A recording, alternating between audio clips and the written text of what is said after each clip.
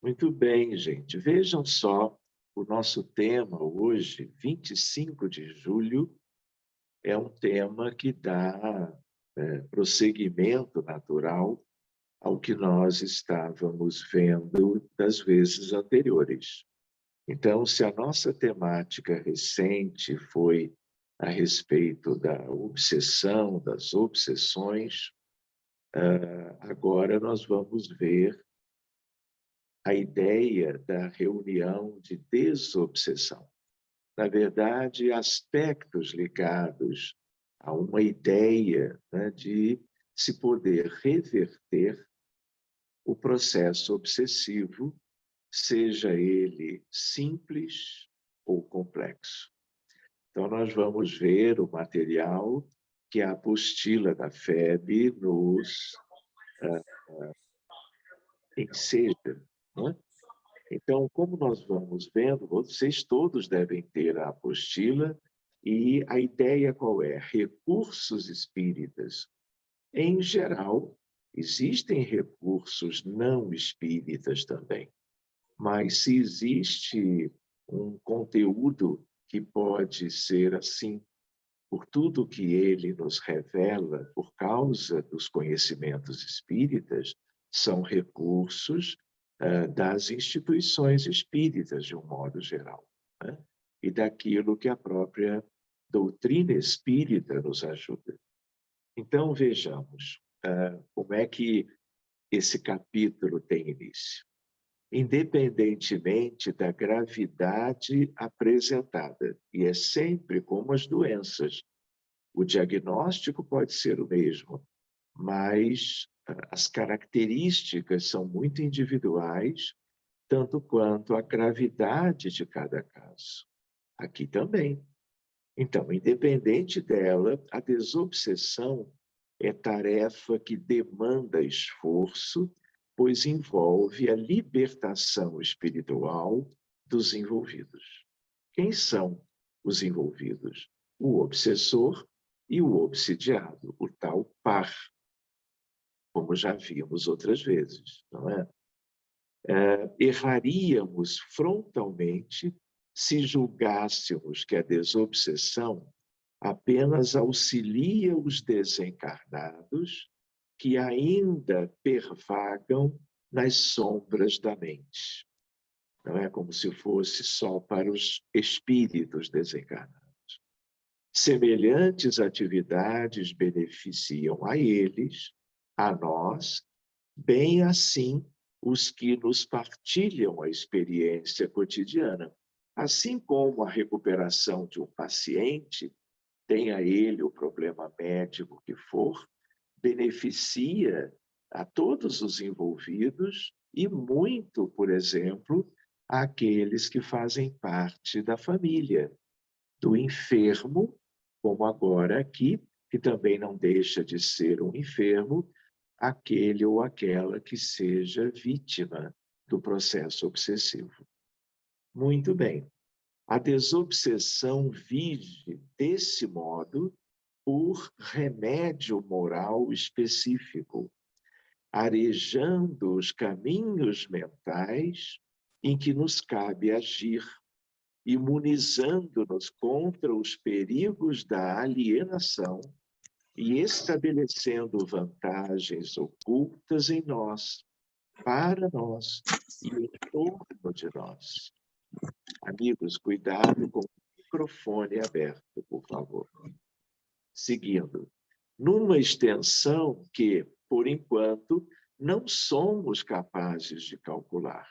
Através dela, desaparecem doenças fantasmas, e eu diria até doenças que não são fantasmas, empeços obscuros, insucessos, além de obtermos,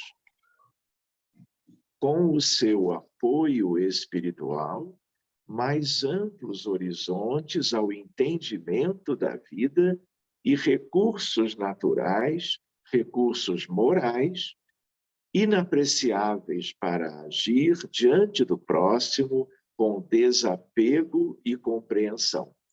Então, nós vimos vários aspectos importantes das outras vezes, nas últimas segundas-feiras, e cumpre nós ressaltarmos o quanto essa é uma questão recorrente, uma questão universal, e praticamente todos os dramas humanos, todos, envolvendo tudo que há de sofrimento para as pessoas, os indivíduos, a família, a sociedade, países inteiros, às vezes continentes inteiros, tudo tem a ver com a ação de espíritos desencarnados em relação à nossa condição humana.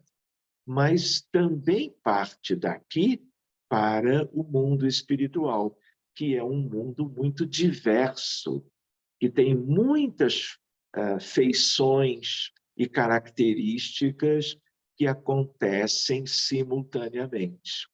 Então, se existe um tema relevante, é este. Se existe uma necessidade de estudo sobre ele, é exatamente o que nós devemos dar a maior atenção, porque nós todos somos sujeitos a esses processos, tanto quanto, eventualmente, podemos funcionar como responsáveis por influenciações que são desnecessárias, equivocadas e que podem causar prejuízos a quem sofra os efeitos daquilo que nós pensamos, daquilo que nós escolhemos, das nossas atitudes e escolhas do dia a dia. Então, quando nós estudamos, a partir da doutrina espírita, o tema, nós estamos estudando algo que, de hoje para o futuro, é algo relevante e que mais dia, menos dia, como outrora se comentou, serão aspectos que nós devemos começar a conhecer desde muito cedo, desde a infância, para que nós cresçamos e sejamos capazes de cuidarmos de nós mesmos, cuidando por isso mesmo de todo mundo, para que esse problema que é tão prevalente, ele não tenha as conotações tão graves que tem hoje, para que nós respiremos no futuro ambientes familiares da sociedade, das comunidades, poderíamos dizer, do mundo, sem algo que traduza toda uma influenciação mútua muito perniciosa e geradora de inúmeros aspectos do sofrimento humano que nós temos hoje na vida. Então, seguindo adiante, né, ainda com a ideia da valorização do tema, reparem, item 1. Então, vamos vendo, como sempre, um de cada vez. No item 1, recursos desobsessivos espíritas. Em geral, a palavra desobsessão, ela se refere a reuniões mediúnicas com grupos de trabalho, com diferentes capacitações, que buscam atender a essas questões que envolvem o sofrimento de encarnados e de desencarnados.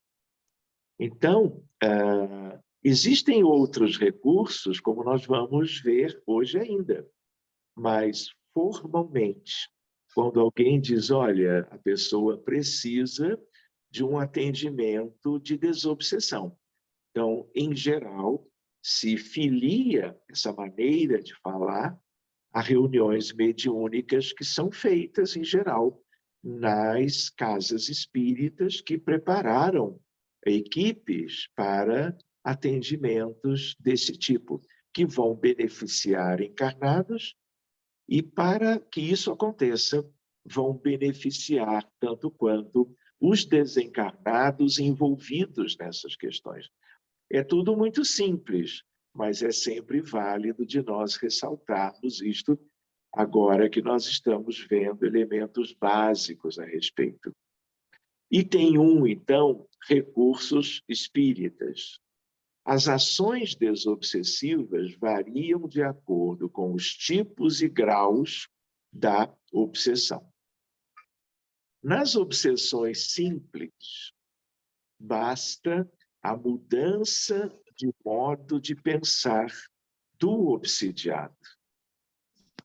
É provar ao espírito que não está iludido por ele e que não lhe será possível enganar.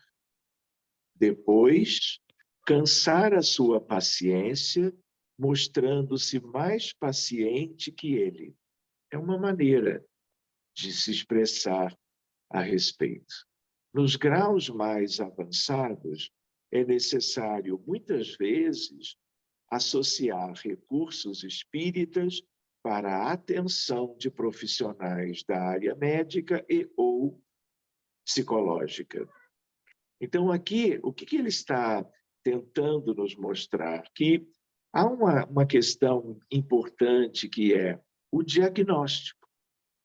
Não é? Se a pessoa não tem ideia de que está sofrendo uma influência mais ostensiva da parte, em geral, do mundo espiritual, portanto, algo de uma influência oculta e, como vimos, persistente, não virão os elementos de auxílio. Então, é como na medicina. A primeira coisa é, através de sinais e sintomas, o paciente buscar ajuda, ou o seu familiar. E aqui é a mesma coisa, não é? Se o próprio ou a própria não se dão conta do que está acontecendo, o processo da obsessão ele vai progredindo e muitas vezes vai alcançando cada vez uma gravidade maior.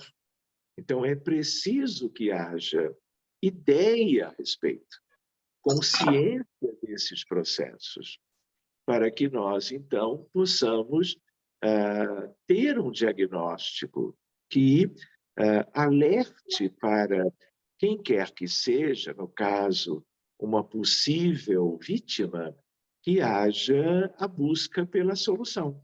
E aí o que ele começa a dizer é no sentido de que é possível algo e muito necessário que parta, vamos dizer assim, que parta daquele que é o obsidiado, para que ele mude as suas tendências, as suas escolhas, os seus pensamentos, para que haja uma mudança pessoal. Porque se ele ou ela não mudarem, a tendência qual é? A cronificação, né? A cronicidade do processo, como acontece com as doenças também, né? Então, o reconhecimento de que nós estamos influenciados negativamente, e daí um ou outro sinal ou sintoma de dificuldades no dia a dia. E aí nós vamos sendo inclinados a um retrospecto, a um autoconhecimento, a uma autoavaliação, para que então nós tenhamos o início da nossa busca por algo melhor do que antes. Eu gostaria de sugerir a todos que estão presentes, mais uma vez, que cuidem dos seus microfones para que não os deixem abertos, por favor. Tá bem? Muito bem, então, seguindo adiante, em qualquer situação, vejam, a oração, o passe, o estudo, o trabalho no bem, entre outros, são recursos de inestimável valor. Mas muitas vezes podem não ser suficientes para que haja como que uma melhora nítida desse envolvimento oculto da parte de um ou mais espíritos em relação a um encarnado qualquer. Nós já vimos antes que a questão da obsessão, ela também pode envolver relacionamentos entre encarnados entre si, desencarnados entre si, e a obsessão pode partir do plano físico para o mundo espiritual, mas, em geral, é do mundo espiritual em relação aos encarnados, não é? Então, por isso que ele já vai trazendo a importância desses outros subsídios, independentemente da reunião mediúnica. Seguindo agora para a página 206, para a desobsessão alcançar êxito, esclarece o codificador, é preciso ter em mente que a obsessão é sempre o resultado de uma imperfeição moral, que dá acesso a um espírito mau. A imperfeição moral, vamos chamar assim, da vítima, daquele que estaria sendo atingido pela ação oculta de desencarnados numa época qualquer da vida de qualquer um de nós. Seguindo, lembrando ainda, não é? A imperfeição moral é que dá acesso a um espírito mau, equivocado, com más intenções, sempre lembrando que na Terra, quanto mais delicado é o processo obsessivo, maior é o número de espíritos envolvidos com aquela pessoa que, de certa maneira, hoje está sendo vitimada por esse processo. Mas, às vezes, basta um espírito, em função de vínculos precedentes, cobranças de dívidas kármicas, que também possa ser aquele ou aquela que esteja agindo, gerando prejuízo para alguém, para uma família e assim por diante. Seguindo adiante, a causas físicas se opõem forças físicas.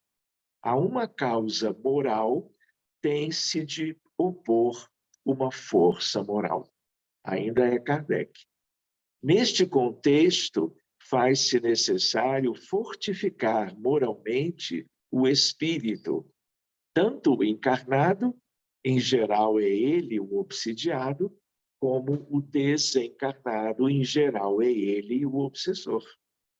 Quando se diz fortificar moralmente, é quanto a todos os elementos que possibilitem que se alcance isto. Então, daí a necessidade do obsidiado trabalhar pela sua própria melhoria, o que basta, na maioria das vezes, para livrar o obsessor sem recorrer a terceiros. É claro que, quando é assim, é quanto a situações de obsessões bem simples. Lembrando que há um contínuo, há uma gradação quanto à gravidade, à intensidade, às características. Então, para que haja uma diluição deste aspecto de sofrimento com recursos que sejam mais fáceis de se obter e que não impliquem na necessidade de reuniões específicas, realmente só casos bem simples. E mesmo assim, diríamos, com toda uma ajuda da espiritualidade amiga, que trabalha até sem que nós tenhamos conhecimento. Claro que sempre também quando houver merecimento. Mas para processos muito típicos do dia a dia da vida humana, de qualquer contexto, em qualquer lugar do planeta, nós vamos precisar de elementos outros, né? Para que haja uma reversão, ou pelo menos uma tentativa de reversão desses processos. Pois bem, quanto mais maior o nível de complexidade, o envolvimento de um número maior de protagonistas. Então, o auxílio destes, como nós estávamos lembrando, se torna indispensável quando a obsessão degenera em subjugação e possessão, forma grave de subjugação. Porque, então, o paciente muitas vezes perde a vontade e o livre-arbítrio. E é bem assim, porque chega uma ocasião que o envolvimento é um envolvimento tão intenso, tão abrangente, profundo, que não se pode nem esperar da parte da vítima, vamos colocar entre aspas, por enquanto, para que haja condições de reversão. Então, aí a ajuda externa, ela precisa acontecer. Então, é uma ajuda externa de toda a equipe do trabalho mediúnico de desobsessão na casa espírita para beneficiar aquela pessoa, aquela instituição, aquele contexto que está sendo visado para que haja o devido benefício. Pois bem, seguindo adiante, ainda no item 1, sobre os recursos desobsessivos, o primeiro deles é sobre a prece. Então, vocês sabem, a prece pode ser antídoto, pode ser como uma medicina preventiva, no sentido da questão que estamos examinando, que é o drama da obsessão. Espíritos obsessores em geral. Não que isso seja algo de proteção absoluta. Tudo depende das raízes de cada processo. Mas, em geral, espíritos de condições mais simples, em situações de obsessões simples, eles não se afinizam com aquelas que mantêm um certo hábito de oração. Mas também não adianta a mera oração sem que haja uma mudança de atitudes, de pensamentos, de posturas diante das situações em geral da vida humana. Porque os espíritos acompanham, eles não ficam conosco só numa ocasião ou noutra. Eles acompanham, observam, não é? E muitas vezes procuram encontrar as nossas brechas, o nosso calcanhar de Aquiles, os nossos pontos frágeis ou a nossa vulnerabilidade. Faz sentido, não faz? Pois bem,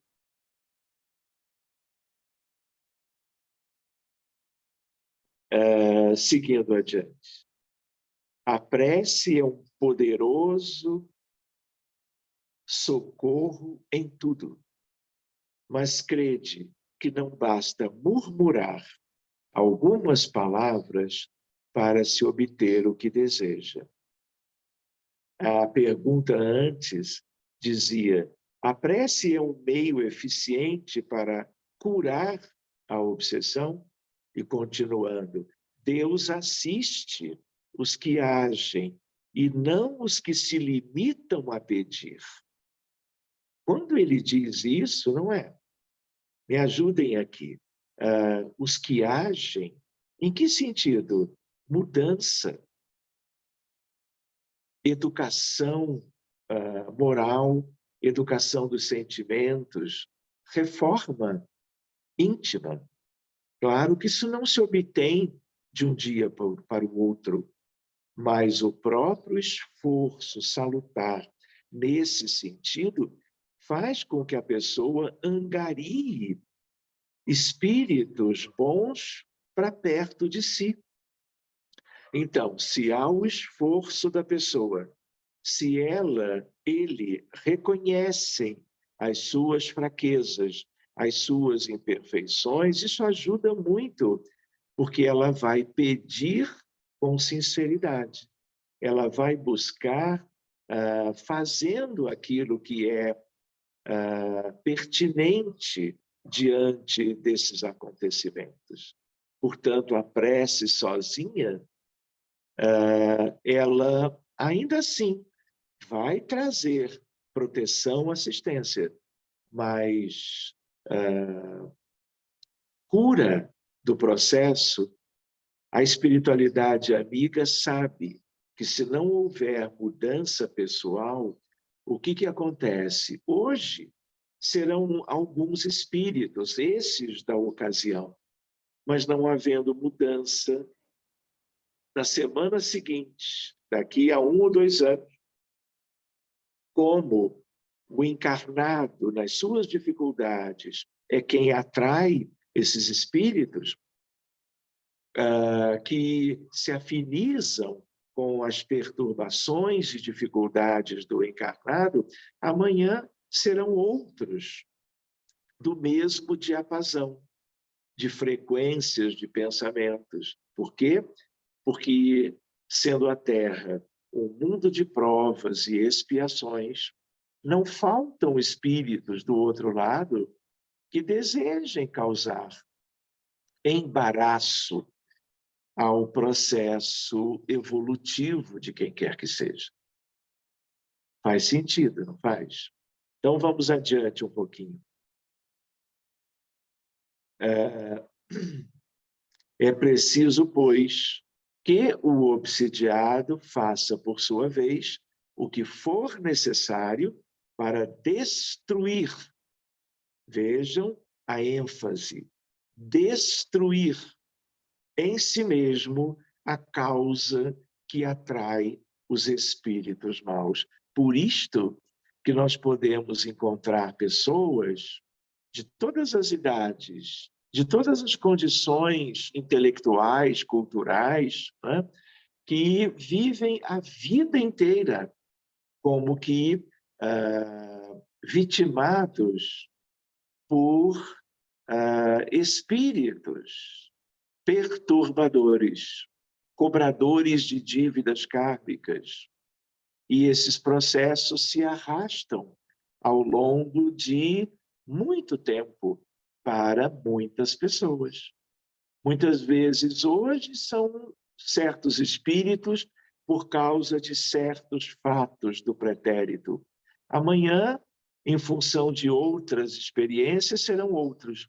Então, enquanto nós não soubermos buscar a reversão daquilo que tem atraído espíritos por questões vividas em vidas pregressas ou vividas na atualidade, a coisa vai se arrastando por muito tempo.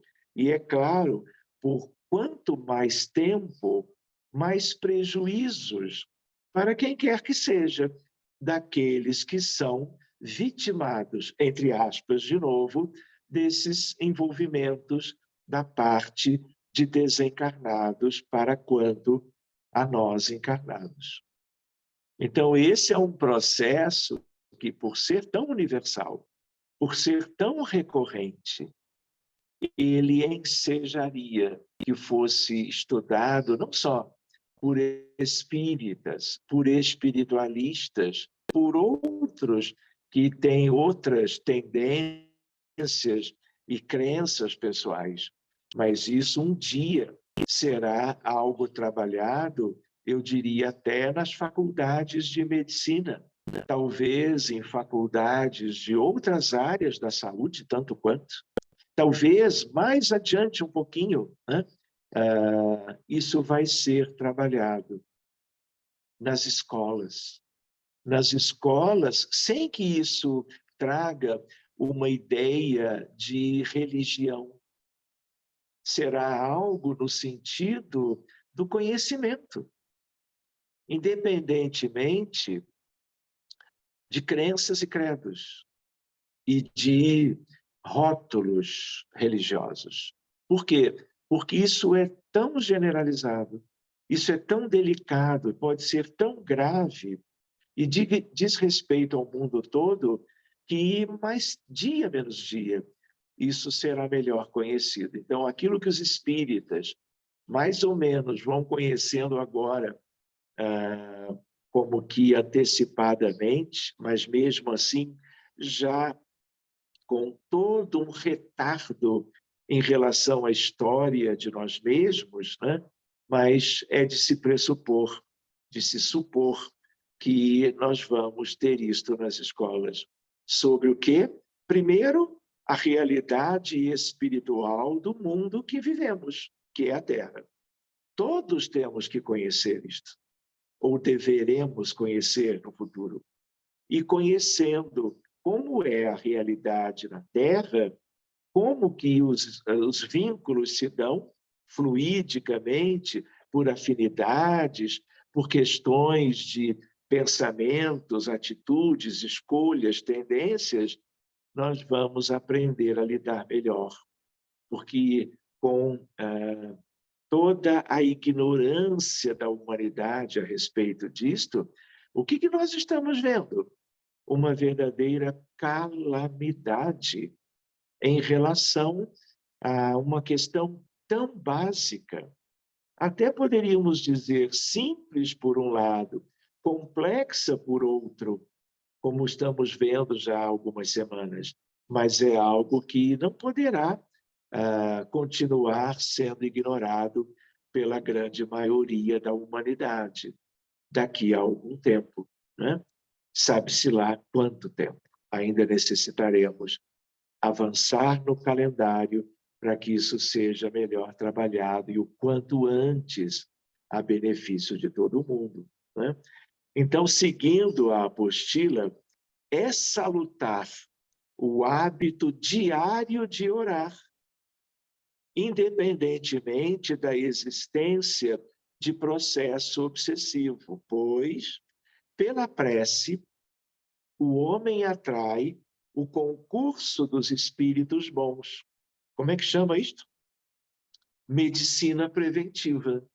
Ela é curativa? É, em graus diferentes, dependendo de outras variáveis.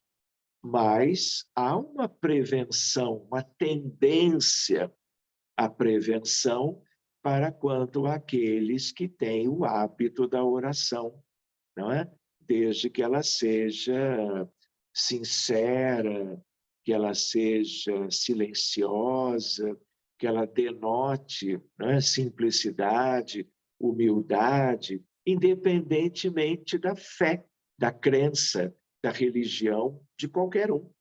Não é?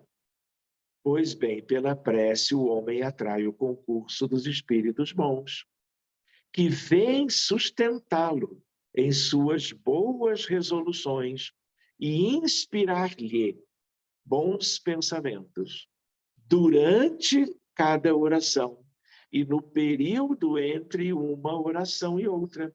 Porque a prece, quando de certas características, ela cria vínculos de afinidades com espíritos que tenham a ver com aquilo. E essas afinidades geram presenças, ambiência moral para que bons espíritos sejam atraídos para perto de quem quer que seja.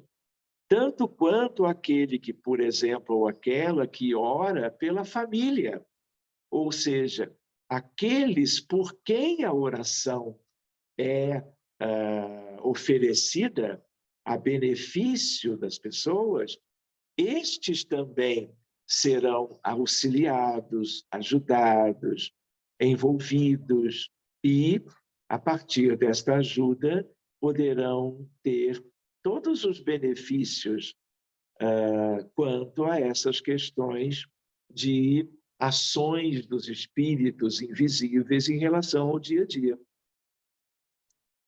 de cada um. Pois bem, ele adquire, desse modo, a força moral necessária para vencer as dificuldades e voltar ao caminho reto, se deste se afastou. A ideia qual é? Todos se afastam, numa ocasião, noutra, uns mais reiteradamente do que outros, e é preciso se cuidar muito, porque muitas vezes parece que nós estamos fazendo tudo direitinho, parecendo para nós mesmos, mas pode ser uma grande ilusão. E por causa desta ilusão, nós continuamos vivendo o orgulho, o egoísmo, a vaidade e a indiferença. Muitas vezes, a insensatez e, no limite, a loucura. E isso vai entre causa e efeito, ações e reações, nos colocando numa verdadeira teia de difícil acesso para que haja reversão em relação às vítimas desses processos. E isto é muito comum. Mais comum do que nós poderíamos pensar. Seguindo adiante, a prece pode ser realizada a sós ou em grupo, em qualquer lugar e horário, em silêncio ou em voz alta, conforme as circunstâncias. Os bons espíritos aconselham estabelecer um dia e horário para a prece em família, por exemplo, nas reuniões conhecidas como culto do Evangelho no lar. Então, meus amigos, vivermos o dia a dia como espíritas, eventualmente com alguma sensibilidade mediúnica, ou até com mediunidade ostensiva, sem valorizarmos o culto do Evangelho em casa como algo de iniciativa pessoal, mantendo aquilo, entre aspas, religiosamente, para que nada altere isto. Por quê? Porque o culto do Evangelho, praticado com sinceridade, atrairá sempre espíritos familiares, eventualmente até familiares, bons espíritos, protetores, guias, mentores, tudo dependendo de cada um que faça parte daquele contexto familiar. O que não pode é nós acharmos por orgulho que nós estamos sendo capazes de vivermos o dia a dia na Terra imunes a influências ocultas, perniciosas, eu diria até perversas. Por quê? Porque mesmo que haja alguma luzinha do tipo de vagalume, não é? Dentro de qualquer um de nós, nós vivemos num mundo que é uma grande escuridão. O umbral médio na nossa vizinhança, ele é muito perto do que nós chamamos de umbral inferior, matizes de planos inferiores ou de trevas. Há uma flutuação muito grande do ponto de vista da nossa mente, de estarmos ora um pouquinho mais para cima, ora bem para baixo. E isso vai como que já sendo um efeito da ação oculta de desencarnados contra o nosso progresso, e ao mesmo tempo, quando não é isto, se nós não oramos, não buscamos o culto do Evangelho com todo o apreço por essas reuniões, e daí termos, então, a devida cobertura dos espíritos, nós vamos ficando à mercê destes que não querem a felicidade de qualquer um de nós. E eles são escassos nesse mundo? Não. Então, você, muitas vezes, pelo jeito de viver a vida, pela profissão exercida, pelo jeito, pela atividade no dia a dia, você está mais ou menos imune. Mas se você não tem algo que é mais sólido, e que possa causar efeitos constantes no sentido protetivo, né, há uma tendência a descambar para nós sermos, com facilidade até, mal influenciados. E aí virão desavenças familiares, problemas no trabalho, problemas médicos, por causa da ação reiterada, vamos chamar assim, de malfeitores espirituais, que tenham algo contra nós por uma razão qualquer. Mas se você acendeu uma luzinha na escuridão, não faltarão os aborrecidos da luz para que essa luzinha, né, ela não seja devidamente apagada. Por quê? Porque é este o mundo ainda que nós vivemos. Um dia, talvez daqui a dezenas de milênios, seja tudo bem diferente. Mas enquanto é assim, cuidemos. Por isso, o estudo que estamos fazendo já há algumas segundas-feiras. E aqui, então, ele vai valorizando o culto do Evangelho lá. E aí ele traz Emmanuel.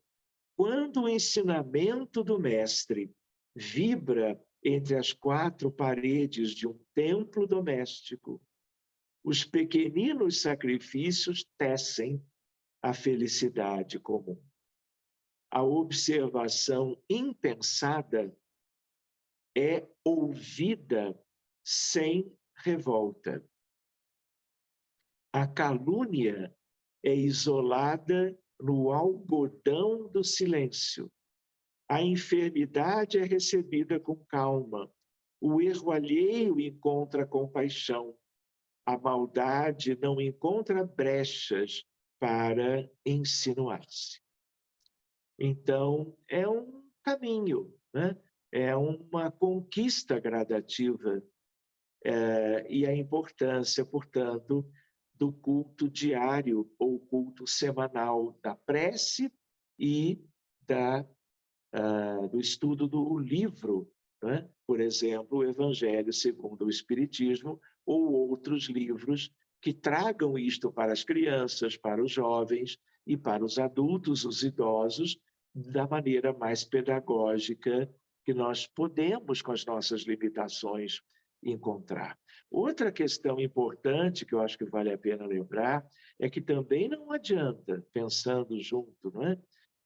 O estudo formal do Evangelho sem proveito. A mera leitura sem participação, sem o interesse de todos os que estão reunidos ali. Porque também não adianta conhecer intelectualmente os ensinamentos de Jesus. Como também não adianta nós assistirmos às palestras público-doutrinárias na Casa Espírita, assistirmos inúmeras lives de alguns que têm mais familiaridade com isto ou aquilo, se nós não trazemos para dentro o Evangelho. No sentido de quê? De mudança pessoal, não é? Porque senão nós vamos, tudo bem, é sempre bom, sempre importante. O conhecimento destes conteúdos maravilhosos que Jesus trouxe para nós. Mas enquanto for uma questão apenas intelectual externa, o proveito é muito pequenino, não é? E sendo pequeno, nós ficamos vulneráveis ainda. Então, o que importa?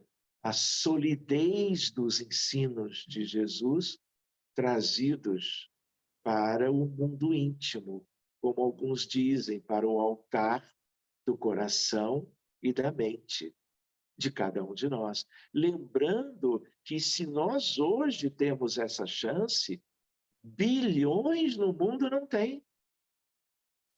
Então, se nós temos, aproveitemos, porque talvez até seja uma expressão da misericórdia de Jesus por qualquer um de nós. Não pensemos que nós somos melhores do que outros. Pelo contrário, é melhor nós pensarmos o quanto limitados nós ainda somos, mesmo com alguns lampejos de vagalumes, né? Como, na verdade, é bem como nós, talvez, de fato, devemos nos ver. Vamos adiante um pouquinho. Muito bem, a reunião do Evangelho no lar deve ser assinalada pela simplicidade, assim delineada, de A a E.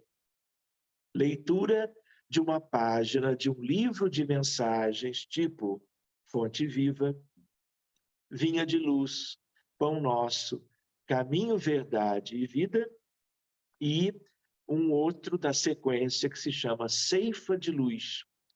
Todos eles de Emmanuel, visando a harmonização e sintonia de todos. Lembrando que estamos aqui trabalhando com adultos.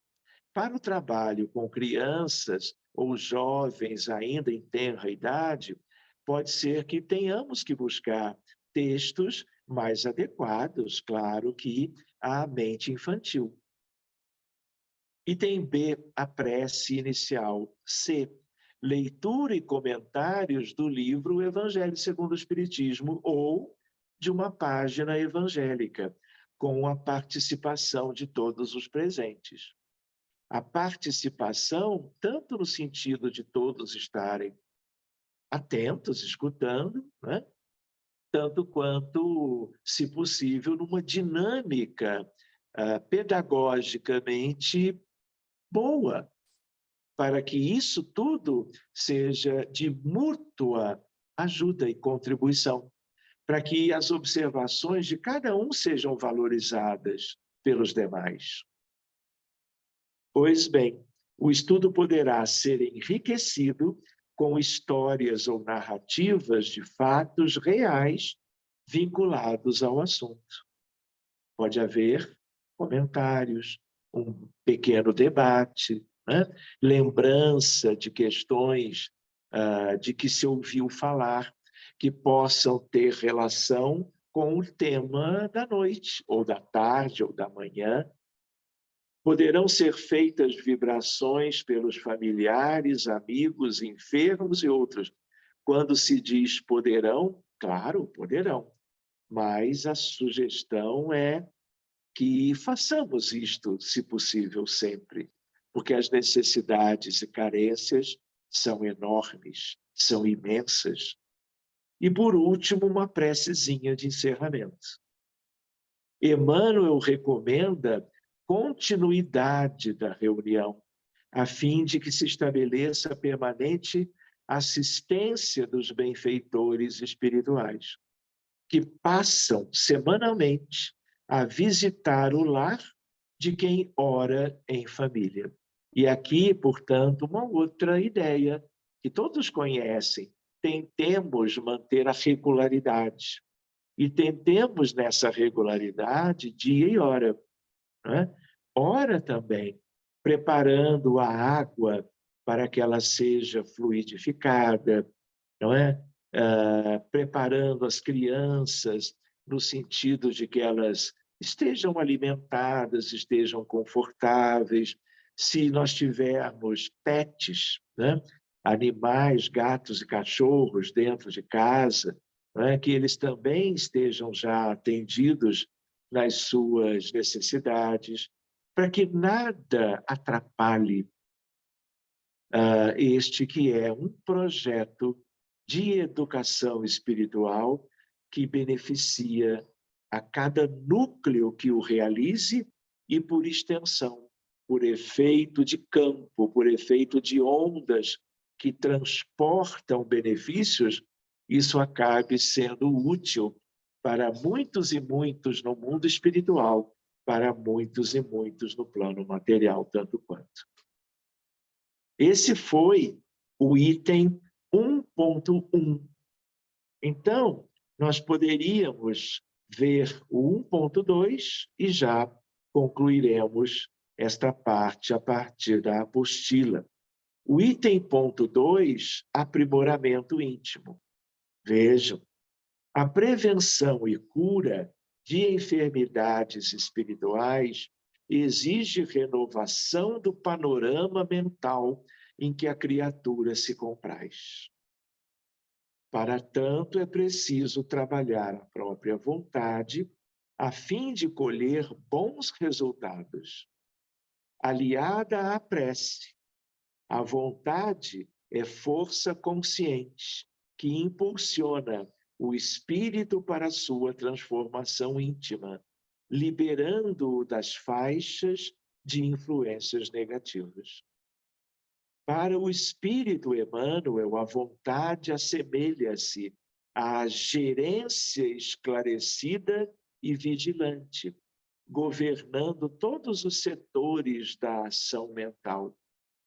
A divina providência concedeu-a por auréola luminosa à razão, depois da laboriosa e multimilenária viagem do ser pelas províncias obscuras do instinto. Vejam que coisa extraordinária, Emmanuel fazendo esse retrospecto, né?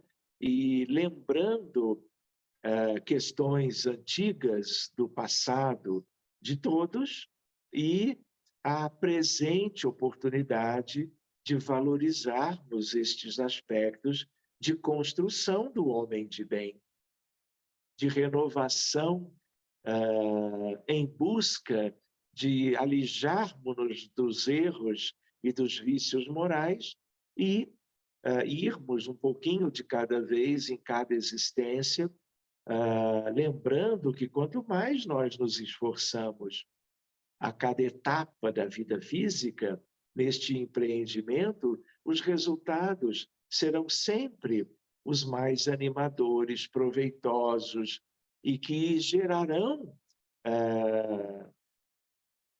situações futuras próximas às realizações melhores no bem e à conquista da felicidade. Então, a felicidade do grande porvir, ela começa a ser edificada agora, a partir destes elementos que a doutrina espírita vai como que nos lembrando como um dever de casa, não é? Pois bem, uma só coisa, no entanto, é fundamental. Aprendamos a conhecer-nos e conheceremos os outros. A ideia do autoconhecimento. Retifiquemos a nossa vida por dentro de nós e a vida por fora se nos revelará sempre por maravilha de Deus. Não se trata de realização incompleta, ocasional ou de fácil empreendimento. É preciso perseverar com firmeza, transformando a vontade em aliada disciplinadora da vida.